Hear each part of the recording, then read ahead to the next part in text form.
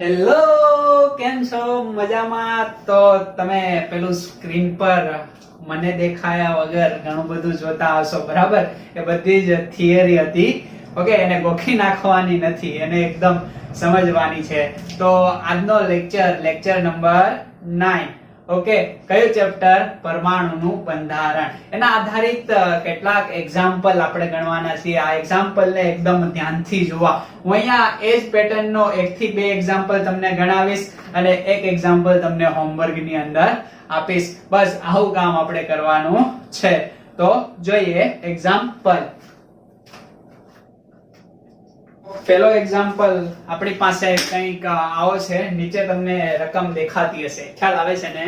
તો મિથેનના 1 mall, okay, મિથેનના 1 મોલમાં રહેલ કુલ ઇલેક્ટ્રોનની સંખ્યા જણાવવાની છે, બરાબર? પ્રશ્ન શું છે? તો કે આ છે આપણો એક્ઝામ્પલ નંબર 1 કે મિથેન બોલે તો CH4 ના 1 મોલ માં રહેલ ઇલેક્ટ્રોનની મને સંખ્યા તમે જણાવો, બરાબર? આ મિથેનના 1 મોલ ઇલેક્ટ્રોન, ઓકે, મિથેનના 1 મોલ ની અંદર રહેલ કુલ ઇલેક્ટ્રોનની તમારે મને સંખ્યા જણાવવાની છે. તો પહેલા તો આપણે જોઈ લઈએ કે આ મિથેનનો એક પરમાણુ છે, એમની અંદર કેટલા ઇલેક્ટ્રોન હશે. તો મિથેન શેનો બનેલો છે ભાઈ? તો કે CH4. તો એ કાર્બનનો બનેલો છે અને 4 હાઇડ્રોજનનો બનેલો છે. સમજ પડે છે ને? તો કાર્બનનો પરમાણુ ભાર, ઓકે, કેટલો થશે? તો કે 12. પરમાણુ ક્રમાંક કેટલો થાય? તો કે 6, યાની કે 6 કાર્બન 12. હાઇડ્રોજન માટે તો કે પરમાણુ ક્રમાંક 1, ઓકે, પરમાણુ ભાર કેટલો થશે? તો કે 1. એમની અંદર ન્યુટન હોતા નથી. ખ્યાલ આવે છે ને?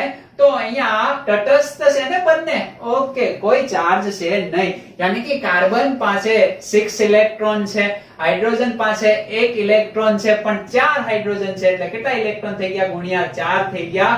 ઓકે, એટલે 6 પ્લસ 4 એટલે ટોટલ ઇલેક્ટ્રોન, ઓકે, જો એક જ પરમાણુ, ઓકે, આને પરમાણુ ન કહેતા આપણે અણુ કહીએ. ખ્યાલ આવે છે ને? ઓકે, કે એક જ અણુમાં કેટલા ઇલેક્ટ્રોન છે? તો કે 10 ઇલેક્ટ્રોન છે. તો અહીંયા તો 1 મોલ કીધું છે. ઓકે, તો મિથેનના 1 મોલ ની અંદર કેટલા ઇલેક્ટ્રોન હોય એવી આપણે વાત કરવાની છે. તો ભાઈ એકદમ સિમ્પલ છે.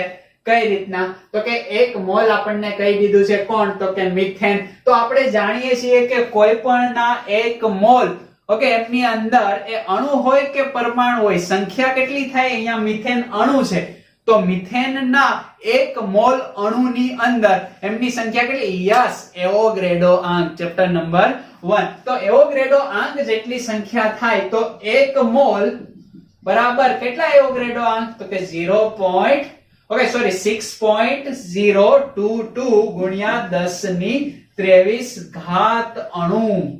ખ્યાલ આવે કે નો ખ્યાલ આવે? 1 મોલ મિથેન ની અંદર 6.022 ગુણ્યા 10 ની 23 ઘાત અણુઓ હોય. સમજ પડી જાય? તો આ એક અણુની અંદર ઇલેક્ટ્રોન કેટલા છે? તો કે 10. તો એટલાની અંદર કેટલા થાય? આવું તમે ગણી શકો ને? સમજ પડે છે? ઓકે, અહીંયા લખું. ઓકે, એક અણુની અંદર, ઓકે, એક અણુની અંદર ઇલેક્ટ્રોન કેટલા છે? તો કે 10 ઇલેક્ટ્રોન. તો 6.022 ગુણ્યા 10 ની 23, ઓકે, અણુની અંદર કોના અણુ? તો કે મિથેનના કેટલા ઇલેક્ટ્રોન થાય? સિમ્પલ છે ભાઈ. શું? તો કે આમનું તમારે ગુણાકાર કરવાનો. ત્રિરાશિ છે 6.022 ગુણ્યા 10 ની 23 ઘાત ગુણ્યા 10 ભાગ્યા 1. તો તમારો જવાબ શું આવશે? તો કે આ 10 ની 1 ઘાત કહેવાય. ઓકે, ઘાતનો ગુણાકાર, તો ઉપર શું થાય? ઘાતાંકનો સરવાળો. યસ, 6.022 ગુણ્યા 10 ની 24 ઘાત ઇલેક્ટ્રોન. શેમાં? તો કે 1 મોલ મિથેનમાં. ખ્યાલ આવે કે નો ખ્યાલ આવે? આ આપણો થઈ ગયો આન્સર. ઓકે, ખ્યાલ આવી જાય? ગુડ. લખી નાખો એકદમ ઝડપથી વિડિયોને પોઝ કરીને. હવે એમની અંદર જ બીજો પ્રશ્ન કંઈક એવો છે કે 14 કાર્બનના 7 mg માં. શું પ્રશ્ન શું છે? બરાબર, આમની અંદર જ બીજો પ્રશ્ન આપણે જોઈએ કે આ કાર્બન છે એમનું દળાંક છે 14. ઓકે, ના કેટલું વજન એમનું આપેલું છે? તો કે 7 mg મિલીગ્રામ. શેમાં આપેલું છે વજન? મિલીગ્રામ ની અંદર. ઓકે, ખ્યાલ આવે છે? મિલીગ્રામ એટલે કેટલા ગ્રામ? તો કે 10⁻³ ઓકે, એ પણ અહીંયા લખી દઈએ તો આના બરાબર શું થાય? તો કે 7 × 10⁻³ ગ્રામ. ઓકે, -3 ગ્રામ આવશે. ઓકે, ખ્યાલ આવી જાય? તો અહીંયા આપણે શું મેળવવાનું છે? તો કે એમની અંદર ન્યુટ્રોનની કુલ સંખ્યા અને આ જે સંખ્યા મળે છે એમનું આપણે કુલ દળ મેળવવાનું છે. તો બે વસ્તુ મેળવવાની છે. શું? તો કે ન્યુટ્રોનની સંખ્યા અને ન્યુટ્રોન નું દળ. ઓકે, આ દળ અને સંખ્યા બંને કુલ આપણે મેળવવાની છે. બરાબર, અને ન્યુટ્રોનનું દળ કેટલું થાય એ તમને રકમની અંદર આપી દીધું છે. બરાબર, ઓકે, તો દળ, ઓકે, યાની કે m n બોલે તો ન્યૂટન. કેટલું દળ આપેલું છે?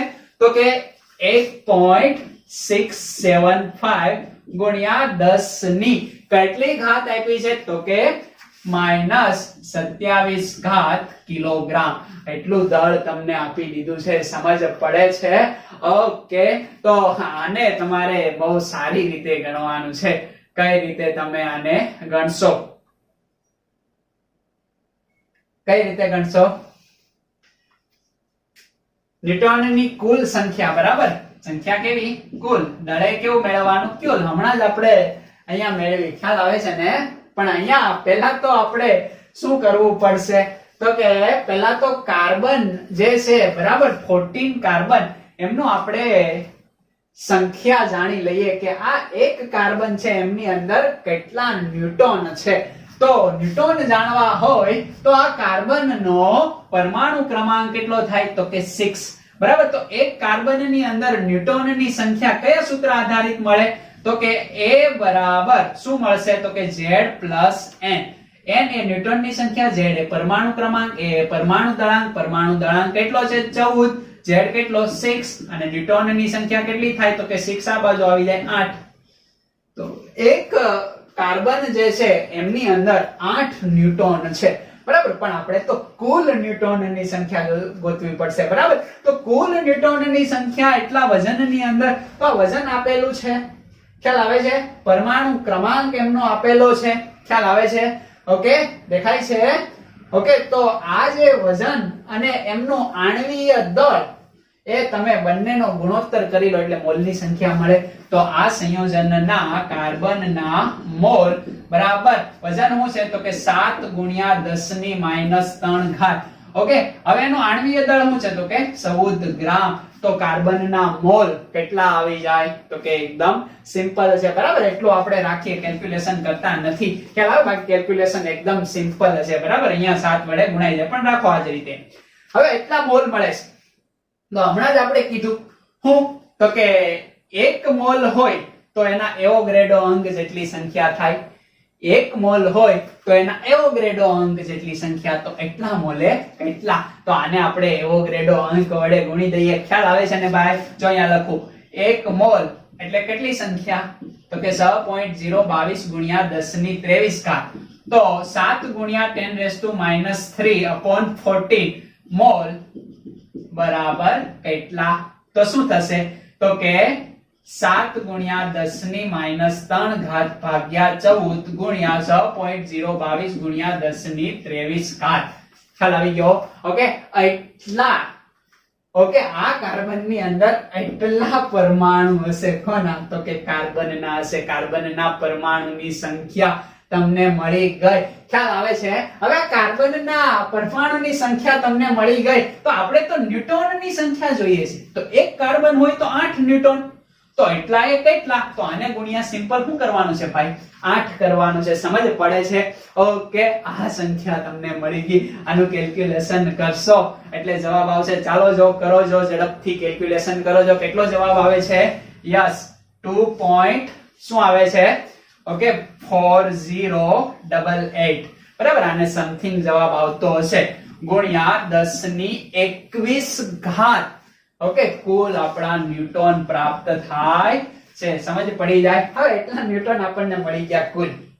તો સિમ્પલ છે. હવે હું તો કે ન્યૂટનનું કુલ દળ મેળવવું તો કેમ?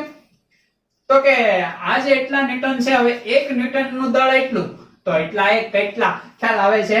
તો આને હું આની વડે ગુણાકાર કરી દઉં એટલે મારો જવાબ આવી જાય. એ તમારું હોમવર્ક કરી નાખશો ને? ઓકે, ખ્યાલ આવી જાય. તો ન્યૂટનનું અહીંયા કુલ દળ મળી જાય. કિલોગ્રામમાં મેળવવું હોય તો કિલોગ્રામમાં મેળવી લો. ઓકે, આ કિલોગ્રામની અંદર છે. ખ્યાલ આવે? એટલે અહીંયા જવાબ કિલોગ્રામની અંદર આવશે. ગ્રામમાં ફેરવી શકાય ને આને? ઓકે, 10 ની -24 અહીંયા ગ્રામ કરીએ એટલે જવાબ તમારો ગ્રામની અંદર આવે. ઓકે, એટલી સમજ પડે છે? ગુડ. હવે આમની અંદર જ રકમમાં તમને ત્રીજો દાખલો દેખાય છે ને? ઓકે, તો એ ત્રીજો દાખલો આપણે ગણીએ. ત્યાં સુધીમાં આને હું પૂછી નાખું અને આ જવાબ તમે મેળવી લો. મળે છે? ઓકે, મળી જ જવો જોઈએ. કેટલો જવાબ આવે છે? ઓકે, લાસ્ટ હું ગ્રામની અંદર જવાબ લખી દઉં. બરાબર, ન્યૂટનનું દળ 4.0347. આવો કંઈક જવાબ આવતો હશે. 347. ઓકે, ગુણ્યા 10 ની -6 કિલોગ્રામ. બરાબર, જો આવો જવાબ આવે તો તમે વેલ એન્ડ ગુડ. હવે એમની અંદર જ એક્ઝામ્પલ આપેલું છે કે STPA 44 mg એમોનિયા. બરાબર, STPA ઓકે 44 નહીં પરંતુ કેટલા છે? તો કે 34. બરાબર, 34 milligram ammonia. Okay, NH3. Okay, આ આપેલું છે. તો આમની અંદર કુલ પ્રોટોનની સંખ્યા અને કુલ પ્રોટોનનું દળ એવું મેળવવાનું છે. અને કહેવાનું છે કે અહીંયા તાપમાન અને દબાણ બદલાવાથી આ સંયોજનની અંદર કોઈ ફેરફાર આવશે. તો તમે આગળના ચેપ્ટરની અંદર એવોગ્રેડોનો નિયમ ભણી ગયા છો. ખ્યાલ આવે છે? એવોગ્રેડોનો અચળાંક આધારિત નિયમ કે STPA તાપમાન કે દબાણમાં ચેન્જીસ કરો તો મોલની સંખ્યા કેવી રહે? કોન્સ્ટન્ટ રહે. અને મોલ સરખા રહે તો પ્રોટોનની સંખ્યામાં ફેરફાર થાય નહીં, અને પ્રોટોનની સંખ્યામાં ફેરફાર ન થાય તો પ્રોટોનના દળની અંદર પણ ફેરફાર થાય નહીં. એટલે કંઈ એવો ફેરફાર થતો નથી. આ દાખલો આરામથી તમે ગણી શકો. કેવી રીતના ગણશો? એકદમ શોર્ટકટ ફોર્મ્યુલા હવે આપણે વાપરીએ કે 34 mg એમોનિયા છે.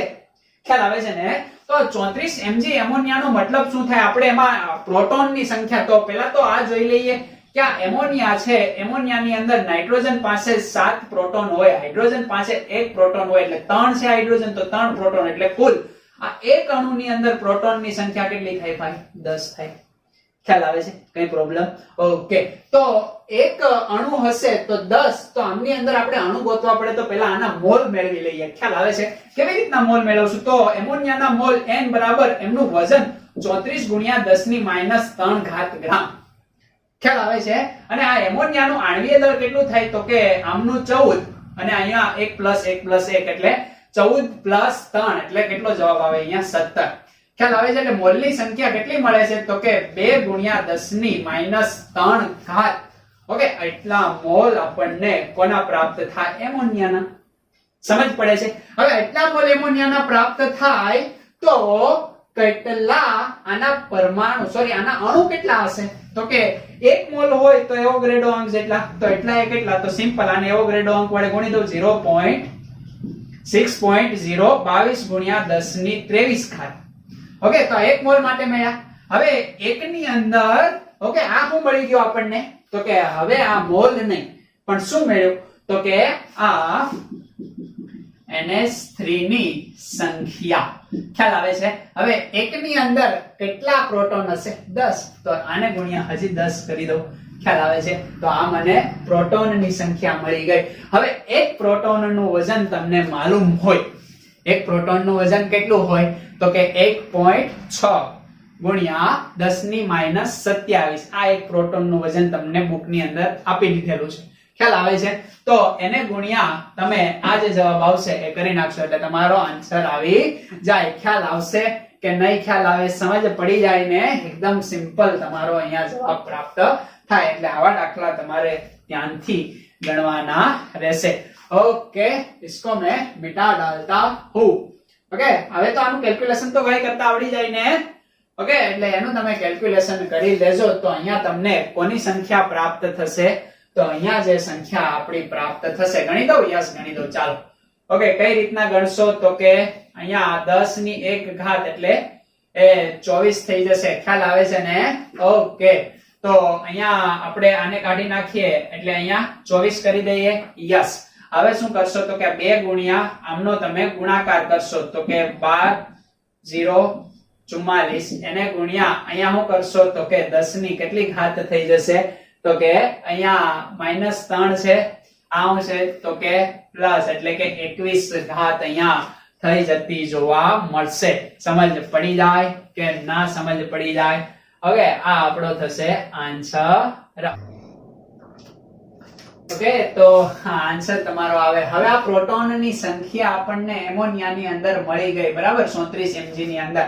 હવે એમનું દળ જોતું હોય તો એક પ્રોટોનનું દળ કેટલું આવે, તો કે 1.67 ગુણ્યા 10 ની -27 કિલોગ્રામ. ખ્યાલ આવે છે? તો આને ગુણ્યા આ કરી દો એટલે તમારો જવાબ આવી જાય. સમજ પડી જાય? આનું કેલ્ક્યુલેશન તમે કરી શકો એકદમ સરળતાથી. ઓકે, તો અહીંયા આપણો દાખલો કેવો થાય? ખતમ. હવે તમે હું બોર્ડ પૂછું ત્યાં સુધીમાં 1-2 દાખલા સ્લાઇડ ની અંદર જોશો અને વિડીયોને પોઝ કરીને એ દાખલા તમારે ગણવાના છે.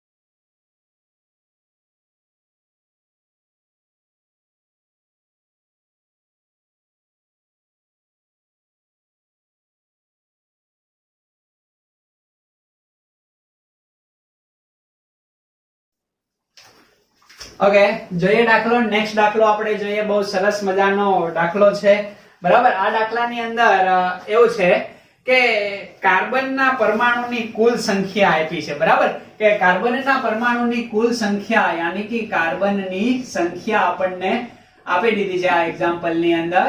ઓકે, કેટલી સંખ્યા આપી છે, તો કે અહીંયા તમે રકમ જોવો છો કે એમની અંદર 2 ગુણ્યા 10 ની 8 ઘાત પરમાણુ કોના આપ્યા છે? કાર્બનના આપ્યા છે. સમજ પડે છે? હવે કાર્બન જે પાઇપની અંદર છે એમની ટોટલ લંબાઈ આપણને આપી દીધી છે, બરાબર. આ લંબાઈ આપણને આપી દીધી છે. કેટલી લંબાઈ આપી છે, તો કે સેન્ટીમીટર ની અંદર કેટલી, તો કે 2.4 સેન્ટીમીટર એટલી લંબાઈ આપણને આપી છે. ખ્યાલ આવે છે? હવે અહીંયા કાર્બન પરમાણુની મારે ત્રિજ્યા યાની કે કાર્બનની ત્રિજ્યા, કાર્બન શું છે તો કે પરમાણુની ત્રિજ્યા મેળવવાની છે. ઓકે, આ દાખલો તમને એકદમ સિમ્પલ રીતે સમજાવું તો આ એક પાઇપ છે. ખ્યાલ આવે છે? આ પાઇપ. ઓકે, આ પાઇપની લંબાઈ કેટલી છે, તો કે 2.4 સેન્ટીમીટર. ખ્યાલ આવે છે? એટલી લાંબી પાઇપ છે. આમની અંદર કાર્બનના અણુ, કાર્બનના પરમાણુ, અણુ નહીં પરંતુ કાર્બનના પરમાણુ કેટલા ગોઠવાયેલા છે, તો કે પાઇપની અંદર ગોઠવાયેલા છે 2 ગુણ્યા 10 ની 8 ઘાત જેટલા કાર્બનના પરમાણુ ગોઠવાયેલા છે. સમજ પડે છે? તો અહીંયાથી મને વ્યાસ મળી જાય કાર્બનનો. ખ્યાલ આવે છે ને? આ આખી કાર્બનની લંબાઈ થશે, આવા પરમાણુ 2 ગુણ્યા 10 ની 8 ઘાત જેટલા જોડી દે ત્યારે કેટલી લંબાઈની પાઇપ થશે, તો કે 2.4 સેન્ટીમીટર લંબાઈની પાઇપ થશે. મારે મેળવવાનું કેટલું છે, તો કે એટલો ભાગ મારે મેળવવાનો છે. ખ્યાલ આવે છે ને? આ કાર્બનની શું છે, તો કે ત્રિજ્યા, અને આ મારે ફાઇન કરવાની છે. સમજ પડે છે તમને? ઓકે, તો એકદમ સિમ્પલ રીતે ભાઈ મળી જાય. કઈ રીતે? કે એટલી લંબાઈની અંદર કેટલા કાર્બન સમાય છે એટલા, તો એક કાર્બન માટે કેટલી લંબાઈ જોઈએ, તો સિમ્પલ કેલ્ક્યુલેશન કરું કે 2 ગુણ્યા 10 ની 8 ઘાત કાર્બન પરમાણુ માટે કેટલી જગ્યા જોઈએ છે, તો કે 2.4 સેન્ટીમીટર. ખ્યાલ આવે છે? તો એક કાર્બન પરમાણુ માટે કેટલી જગ્યા જોઈએ? તો જવાબ 1 ગુણ્યા 2.4 ભાગ્યા 2 ગુણ્યા 10 ની 8 ઘાત. સમજ પડી જાય? ઓકે, આ આપણો શું છે આન્સર. તો આમને તમે કેલ્ક્યુલેશન કરશો એટલે આન્સર શું આવશે? તો કે અહીંયાથી કેન્સલ થશે. ઓકે, અને આ કેટલા? તો કે 1.2 સમથિંગ જવાબ આવશે. એટલે 1.2 આ ઉપર જશે એટલે 10 ની -8 ઘાત. ખ્યાલ આવે છે? સેન્ટીમીટર. આ આપણને શું મળ્યો? આ એક કાર્બન છે ને, એક કાર્બન એટલે કે એને આપણે વ્યાસ કહી શકીએ, વ્યાસ. હવે આને ગુણ્યા, ઓકે સોરી, આને ભાગ્યા હું 2 કરી દઉં, यानी कि r इज इक्वल टू व्यास भाग्या 2, यानी कि 1.2 गुण્યા 10 ની -4 ઘાત સેન્ટીમીટર ભાગ્યા હું 2 કરી દઉં તો જવાબ કેટલો આવશે? તો કે 0.6 આવશે. ઓકે, તો 0.6 ગુણ્યા 10 ની -8 ઘાત સેન્ટીમીટર. સમજ પડી જાય? અને અલગ અલગ એકમની અંદર તમે આરામથી ઈઝીલી ફેરવી શકો. બરાબર? તો 6 ગુણ્યા, ઓકે, અહીંયા હું મોટું લાવ તો અહીંયા મોટું થાય ને, 10 ની 9 ઘાત સેન્ટીમીટર. સમજ પડે કે ના સમજ પડે? આ તમારો ફાઇનલ જવાબ થઈ ગયો. ઓકે, ખ્યાલ આવશે? ગુડ. તો આ રીતના એક્ઝામ્પલ આપણે સ્ક્રીન આગળ છે જેને તમારે ધ્યાનથી ગણવાના રહેશે. ઓકે, ઘણીવાર વ્યાસ માંગી લે, ઘણીવાર ત્રિજ્યા માંગી લે, ઘણીવાર પરમાણુ, કાર્બન પરમાણુની સંખ્યા માંગી લે. ખ્યાલ આવે છે ને? જો આખું તમને આપ્યું હોય, ઓકે, તો આખી તમને લંબાઈ આપી દીધી હોય અને તમને કીધું હોય કે ત્રિજ્યા એટલી છે એટલે વ્યાસ તમને મળી જાય, એટલે તમને આ જે કાર્બનની સંખ્યા પણ આના આધારિત કાઉન્ટ કરી શકો. બરાબર? તો ઘણીવાર સંખ્યા નહીં આપી હોય, લંબાઈ અને ત્રિજ્યા આપી હશે, ઘણીવાર વ્યાસ આપ્યો હશે, આ આપ્યો હશે અને સંખ્યા માંગી હશે. એવા દાખલા પણ તમારે ગણતા આવડતા હોવા જોઈએ. એના પછી એક સરસ મજાનું બીજું એક્ઝામ્પલ છે. એ એક્ઝામ્પલ કેવું છે? તો કે મૂલિકનનો પેલો ઓઇલ ડ્રોપ વાળો પ્રયોગ હતો, યાદ હોય તો તમને. ઓકે, m/e यानी कि ઇલેક્ટ્રોન ના દળ અને એના વિસ્ભાર વચ્ચેનો જે ગુણોત્તર હતો, બરાબર, E/m. આ જે મૂલિકનના ઓઇલ ડ્રોપ વાળા પ્રયોગ આપ્યો તો એના આધારિત આપણે ઇલેક્ટ્રોનની સંખ્યા ગણવાની છે. ખ્યાલ આવે? તમને અહીંયા ડેટા આપ્યા છે. કેટલા ડેટા આપ્યા છે? તો કે મૂલિકનને જે વિસ્ભાર મેળવો, આ વિસ્ભાર यानी कि q, વિસ્ભારને q કહેશું, જેની વેલ્યુ આપણને રકમની અંદર આપી. કેટલી આપી છે? તો કે અહીંયા તમને દેખાય છે. Okay, 1.2, okay, -1.282 coulomb. એટલી વેલ્યુ આપણને આપી છે વિસ્ભારની. ઓકે, મૂલિકને જેને પ્રયોગ કરતા માલુમ પડી. હવે અહીંયા ઇલેક્ટ્રોનની સંખ્યા આપણે માલુમ કરવાની છે ભાઈ. ઇલેક્ટ્રોનની સંખ્યા કઈ રીતે માલુમ કરશો? તો આપણે જાણીએ છીએ કે એક ઇલેક્ટ્રોન હોય, બરાબર, એક ઇલેક્ટ્રોન માટે, ઓકે, એક ઇલેક્ટ્રોન માટે વિસ્ભાર કેટલો હોય? તો કે -1.6. ખ્યાલ આવે છે ને? 1.6 વ્યવસ્થિત થોડુંક લખવું હોય તો એને ગુણ્યા 10 ની -19 ઘાત કુલમ હોય તો એક ઇલેક્ટ્રોન હોય. ખ્યાલ આવે છે? તો એટલા વિસ્ભારે કેટલા ત્રિરાશિ મૂકવાની છે, બીજું કઈ અહીંયા કરવાનું નથી. ઓકે, એટલા જે કુલમ છે, બરાબર, અહીંયા 10 ની -18 ઘાત કુલમ. ઓકે, તો એને ગુણ્યા 10 ની -18 ઘાત કુલંબે કેટલા ઇલેક્ટ્રોન? તો ઇલેક્ટ્રોનની સંખ્યા ઈઝીલી મળી જાય. ઓકે, તમારો આન્સર કેટલો આવવો જોઈએ? ઓકે, જે તમે ગણશો એટલે તમારો આન્સર 8 ઇલેક્ટ્રોન તમારો જવાબ આવવો જોઈએ. આ બીજા સ્લાઇડ ની અંદર પણ એક્ઝામ્પલ છે જેને તમારે ધ્યાનથી ગણવાના છે. ઓકે, ખ્યાલ આવી જાય? ગુડ, લખી નાખો.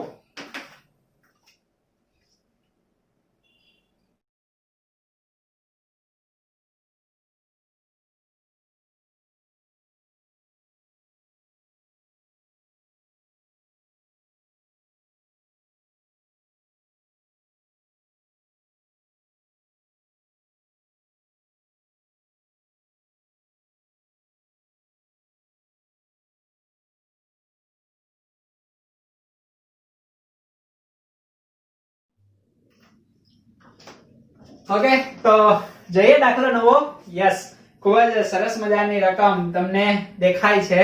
રકમની અંદર એવું કીધું છે કે દળ ક્રમાંક 81 વાળું તત્વ પ્રોટોનની સરખામણીમાં 31.7% વધુ ન્यूटन ધરાવે છે. ઓકે, તો અહીંયા આપણને એક્ઝામ્પલ ની અંદર કેટલી વેલ્યુ યાની કે પહેલા ડેટા તૈયાર કરીએ. ડેટા આપ્યા છે કે પરમાણુ દળાંક આપી દીધો આપણને. કેટલો આપ્યો છે તો કે 81. ખ્યાલ આવે છે ને? આ પરમાણુ દળાંક 81 આપી દીધો અને કીધું કે એમની અંદર પ્રોટોનની સરખામણીમાં ઓકે કે પ્રોટોનને સરખામણીની અંદર ન્यूटनની સંખ્યા ઓકે પ્રોટોન કરતા કેટલા ટકા તો કે 31 છે. યસ, 31.7% ઓકે વધુ શું ધરાવે છે? ન્यूटन ધરાવે છે. બરાબર, યાની કે ન્यूटनની સંખ્યા પ્રોટોન કરતા 31.7% વધુ છે. તો અહીંયા પરમાણુની સંજ્ઞા તમારે મને જણાવવાની છે. તો અહીંયા આપણે પરમાણુની સંજ્ઞા કઈ રીતે જાણશું એની માહિતી મેળવવાની છે. તો એકદમ સિમ્પલ દાખલો છે, જોઈએ આપણે. તો પરમાણુની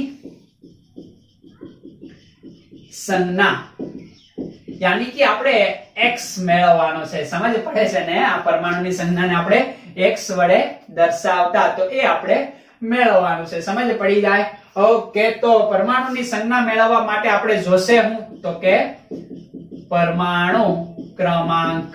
ખ્યાલ આવે છે ને કે પરમાણુ ક્રમાંક z માલુમ પડી જાય તો ઓટોમેટિકલી પરમાણુની સંજ્ઞા આપણને માલુમ પડી જાય. તો કન્ડિશન આપણને એમ આપી કે ન્यूटनની સંખ્યા પ્રોટોન કરતા 31.7% વધુ છે. તો પહેલા તો આપણે પ્રોટોનની સંખ્યા ધારી લઈએ.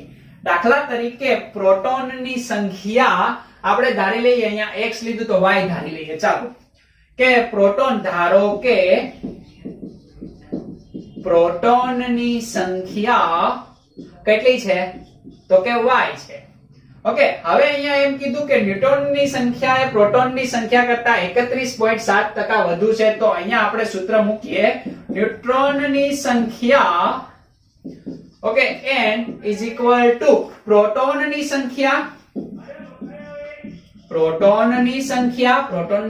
શું છે y પ્લસ 31.7% વધુ પ્રોટોન ધરાવે છે. બરાબર, યાની કે પ્રોટોન તો હશે જ, પ્લસ એ શું ધરાવે છે તો કે 31.7% વધુ પ્રોટોન ધરાવે. ટકાવારી દૂર કરો એટલે ભાગ્યા કેટલા આવશે તો કે 100 આવશે. આ રીતના આપણું સરસ મજાનું પદ આપણને મળી ગયું. ખ્યાલ આવે છે? હવે ન્यूटनની સંખ્યા આપણે મેળવવાની છે, પ્રોટોનની સંખ્યા y છે.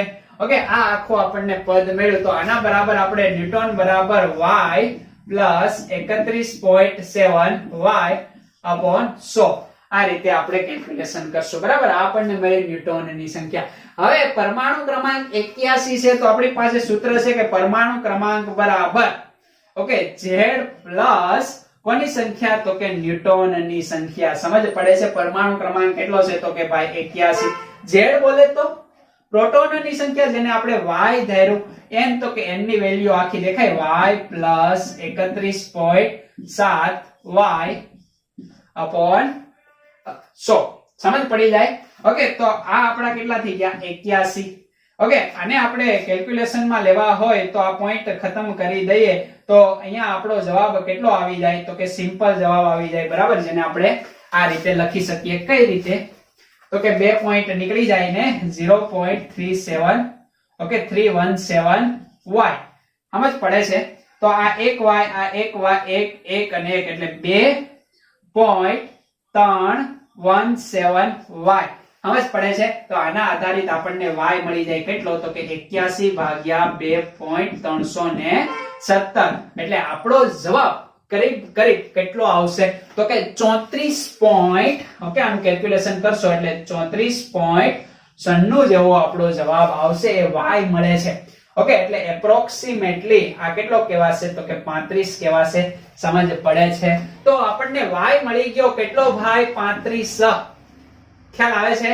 હવે y આપણને 35 મળી ગયો તો સિમ્પલ છે. આપણે શું જોતો હતો તો કે પ્રોટોનની સંખ્યા તટસ્થ પીસીસ છે. બરાબર, કોઈ પણ પ્રકારનો ભાર છે નહીં. તો પ્રોટોનની સંખ્યા 35 હોય તો એનો z પણ કેટલો થાય તો કે 35.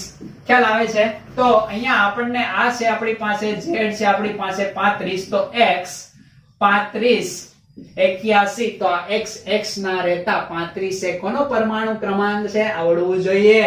ઓકે 35 એ કોનો પરમાણુ ક્રમાંક છે તો 35 એ બ્રોમીન નો પરમાણુ ક્રમાંક છે. તો તત્વની સંજ્ઞા કઈ થઈ ગઈ તો કે Br બ્રોમીન.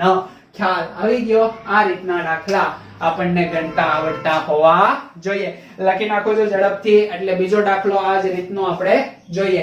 Okay ready. જોઈએ નવો દાખલો જોઈએ કે એક તત્વ આપેલું છે બરાબર કે એમનો દળાંક આપણને આપી દીધો છે કેટલો તો કે 37 એમનો દળાંક છે બરાબર. તો આપણને કેની વેલ્યુ આપી દીધી તો કે ઉપર તરફ હોય એટલે આપણે જે વાત કરીએ તો એની વેલ્યુ આપી દીધી કેટલી તો કે 37. 37 દળાંક ધરાવે છે અને એવું કીધું છે કે રકમની અંદર કે એ તત્વ છે એમની અંદર એક ઋણ વીજભારિત ભાગ છે બરાબર. યાની કે એ તત્વ આપણું કેવું હશે તો કે તત્વ હશે કે એના ઉપર એક ઇલેક્ટ્રોન એને મેળવેલો હશે એટલે -1 વીજભાર એ ધરાવે છે બરાબર. એક ઋણ ભારિત તત્વ છે દેખાય છે. ઓકે એટલે -1 x -1 આવી રીતના લખી લેશું. ઓકે હવે એમની અંદર ઇલેક્ટ્રોન કરતા 11.1% વધારે ન્યુટ્રોન આવેલા છે બરાબર. તો ઇલેક્ટ્રોન કરતા 11.1% વધારે ન્યુટ્રોન આવેલા છે આવું રકમની અંદર આપણને કીધું છે. ઓકે તો આપણે અહીંયા મેળવવાનું શું છે તો કે એ તત્વની અંદર બધું જ આપણે મેળવી લઈએ કે આખું તત્વ કયું હશે બરાબર. તત્વનો પરમાણુ ક્રમાંક કયો હશે એ આપણે મેળવી લઈએ. તત્વની સંજ્ઞા શું થાય બધું જ આપણે અહીંયા ભલે એ કીધું પણ આપણે બધું જ મેળવી લઈએ. ઓકે તો તત્વ મેળવવાનું છે કે આ x તત્વ છે ઉપર નેગેટિવ ચાર્જ છે. ઓકે અહીંયા 37 છે તો અહીંયા શું આવશે અને આ વસ્તુ આપણે શું આવશે તો આ બે વસ્તુ આપણે મેળવી લઈએ. કઈ રીતના મેળવશો આગળનો દાખલો તો એ જ ઇટ ઇઝ અ સિમ્પલ દાખલો છે. ઓકે ઇલેક્ટ્રોન કરતા ઓકે તો પહેલા તો ઇલેક્ટ્રોન ને આપણે કહી દઈએ. ઓકે તો ધારો કે ઇલેક્ટ્રોન એ કેટલા છે તો કે y. ઓકે ઇલેક્ટ્રોન ધારી લીધા y છે. x તો આપણે અહીંયા ધાર્યો એટલે ઇલેક્ટ્રોન આપણે y ધારી લઈએ. ઓકે હવે ઇલેક્ટ્રોન આપણી પાસે અહીંયા y છે તો શું કરશું તો કે સિમ્પલ છે કે ઇલેક્ટ્રોન કરતા 11.1% વધારે ઓકે ન્યુટ્રોન આવેલા છે. સમજ પડે છે કે અહીંયા સમજ પડતી નથી તો અહીંયા આપણે કેટલા ન્યુટ્રોન આવેલા છે તો એ ગણી લઈએ. તો ન્યુટ્રોનની સંખ્યા બરાબર ઓકે ઇલેક્ટ્રોન યાની કે y. પરંતુ અહીંયા ખાસ જોવું કે એક ઇલેક્ટ્રોન બહારથી એને મેળવેલો છે દેખાય -1 ચાર્જ 1 ઋણ વીજભારિત છે એટલે y તો હશે જ એટલે y + 1 એક ઇલેક્ટ્રોન તો એને બહારથી મેળવ્યો હશે બરાબર. હવે ઇલેક્ટ્રોન કરતા 11.1% વધારે ન્યુટ્રોન છે બરાબર. તો કેટલા ન્યુટ્રોન છે તો 11.1% y + 1 ઓકે ટકાવારી દૂર કરો એટલે ભાગ્યા 100. ખ્યાલ આવી ગયો તમને. આ y + 1 અહીંયા કન્સેપ્ટ છે કેમ આવ્યું તો કે અહીંયા -1 છે અહીંયા -2 હોત તો +2 થાત અહીંયા +3 હોત તો અહીંયા -3 થાત. ઓકે એટલે તમે જાણી ગયા.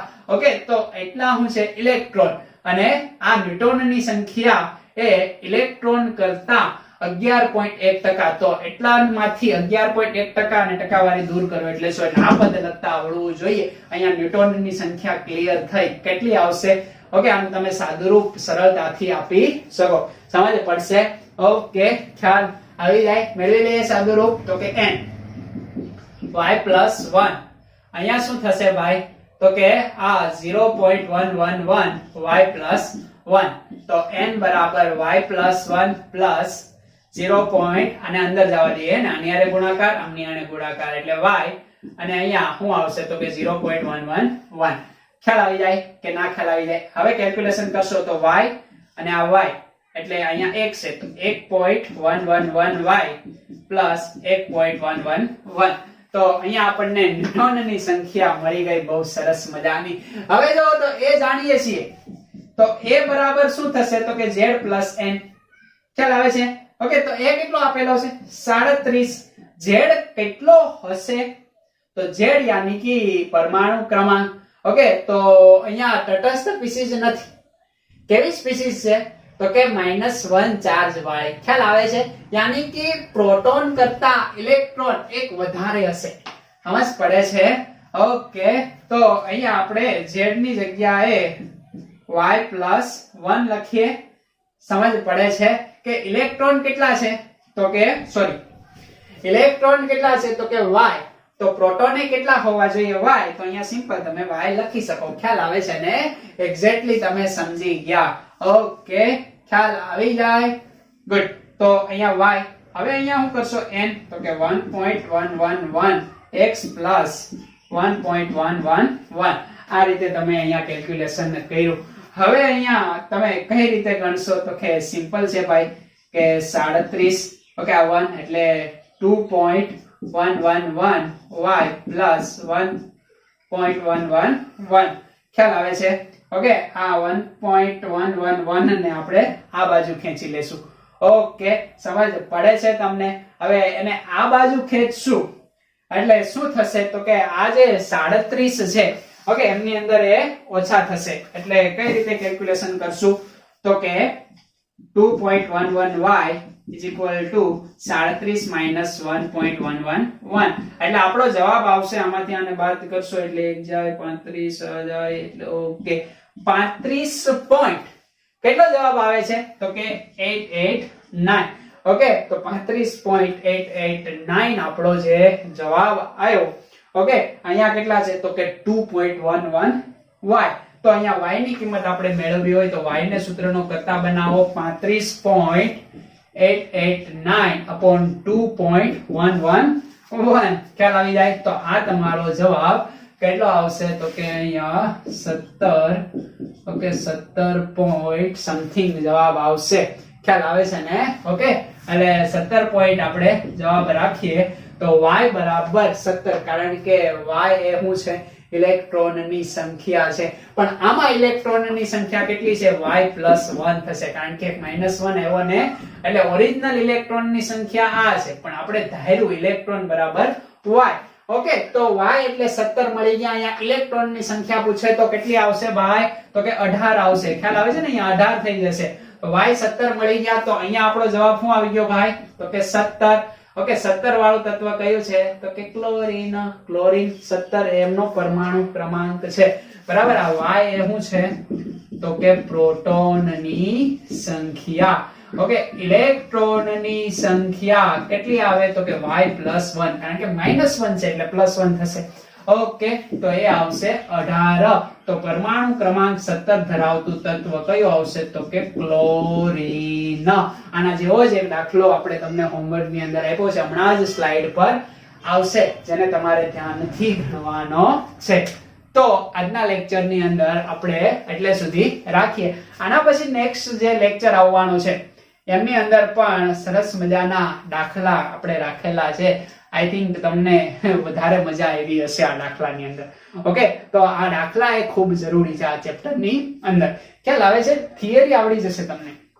ઓકે, એ થિયરીના પ્રશ્નને એકદમ ગોખી નાખવાની કોઈ જરૂર નથી. ઓનલી ફોર કન્સેપ્ટ ક્લિયર કરવાનો છે, અને આ દાખલા જો આવડી જાય તો આગળ તમારું ગાડું ચાલ્યું. તો નેક્સ્ટ લેક્ચર આપણે લેક્ચર નંબર 10 ની અંદર પણ દાખલા સાથે મળશું. ત્યાં સુધી બાય બાય લખી નાખો.